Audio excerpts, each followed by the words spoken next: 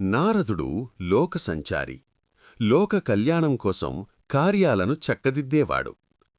పార్వతీదేవి ఎవరో లోకానికి తెలియజేయటానికి, ఆమెకు తన పూర్వజన్మ వృత్తాంతాన్ని గుర్తుచేయటానికి మరియు పరమశివుడితో ఆమె వివాహానికి పునాది వేయడానికి నారదముని హిమవంతుడి వద్దకు వస్తాడు.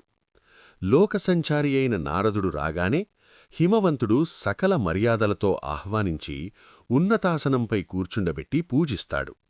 అప్పుడే హిమవంతుడు తన గారాలపట్టి పార్వతిని నారదుడికి చూపించి ఆమె జాతకం చెప్పమన్నాడు. నారదుడు పార్వతి హస్తరేఖలని చూసి ఆమెకు దక్కబోయే భర్త లోకవిరుద్ధమైన అసాధారణ లక్షణాలు కలిగినవాడని ఇలా వర్ణించాడు. దిగంబరత్వం, లౌకిక వస్త్రాల పట్ల ఆసక్తిలేని పరమవైరాగి, దిక్కులనే వస్త్రాలుగా ధరించినవాడు, జటాధారి, కిరీటాలకు బదులు గంగాదేవిని ధరించే శక్తి కలిగిన జడలు దాల్చినవాడు, అసాధారణ రూపం, వళ్లంతా విభూతిపూత, మెడలో సర్పభూషణాలు కలిగి శ్మశానమే నివాసంగా ఉండే వైరాగ్యమూర్తి.